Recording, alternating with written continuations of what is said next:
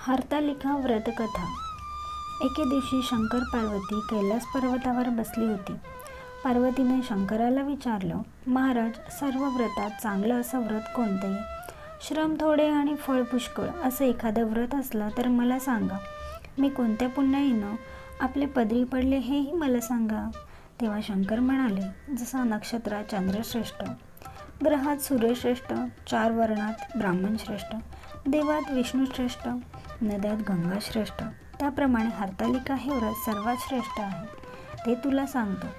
तेच तू पूर्वजन्मी हिमालय पर्वतावर केलंस आणि त्याच पुण्यानं तू मला प्राप्त झालीस. ते व्रत ऐक. हे व्रत भाद्रपद महिन्यातील पहिल्या तृतीयेला करावं. ते पूर्वी तू कसं केलंस ते मी तुला आता सांगतो. तू लहानपणी मी तुला प्राप्त व्हावं म्हणून मोठं तप केलंस. 64 वर्ष तर झाडाची पिकली पानं खाऊन होतीस. थंडी, पाऊस, ऊन ही तिन्ही दुःख सहन केलीस. हे तुझे श्रम पाहून तुझ्या बापाला फार दुःख झालं व अशी कन्या कोणाला द्यावी अशी त्याला चिंता पडली. इतक्यात तिथं नारद मुनी आले. हिमालयानं त्याची पूजा केली व येण्याचं कारण विचारले. तेव्हा नारद म्हणाले, तुझी कन्या उपवार झाली आहे. ती विष्णूला द्यावी. तो तिचा योग्य नवरा आहे. त्यांनीच मला तुझकडे मागणी करण्यास पाठविलं म्हणून मी इथे आलो आहे. हिमालयाला मोठा आनंद झाला. त्याने ही गोष्ट कबूल केली. नंतर नारद तिथून विष्णूंकडे गेले. नारद गेल्यावर तुझ्या बापांना ही गोष्ट तुला सांगितली. ती गोष्ट तुला रुचली नाही, तू रागवलीस. असं पाहून तुझ्या सखीने रागवण्याचं कारण विचारलं.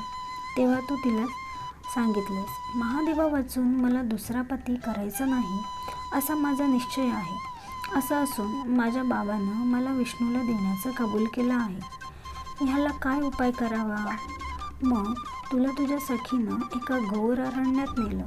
तिथं गेल्यावर एक नदी दृष्टीस पडली. जवळच एक गुहा आढळली. त्या गुहेत जाऊन तू उपास केलास. तिथं माझं लिंग पार्वतीसह स्थापिलंस. त्याची पूजा केलीस. तो दिवस भाद्रपद शुद्ध तृतीयेचा होता.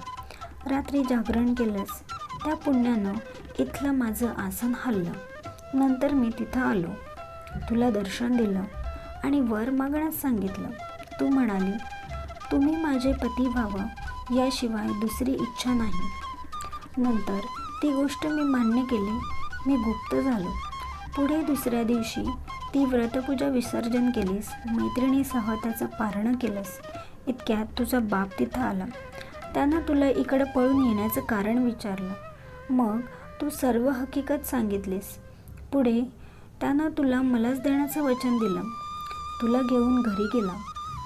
मग काही दिवसांनी चांगला मुहूर्त पाहून मला अर्पण केले. अशी या व्रतानं तुझी इच्छा पूर्ण झाली. याला हरतालिका व्रत असं म्हणतात. याचा विधी असा आहे, ज्या ठिकाणी हे व्रत करावायचं असेल त्या ठिकाणी तोरण बांधावं, केळीचे खांब लावून ते स्थळ सुशोभित करावं.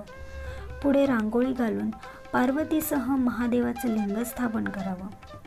षोडशोपचारांनी त्याची पूजा करावी. मनोभावे त्याची प्रार्थना करावी. नंतर ही कहाणी करावी व रात्री जागरण करावं. या व्रतानं प्राणी पापापासून मुक्त होतो. 7 जन्माचं पातक नाहीसं होतं. राज्य मिळतं.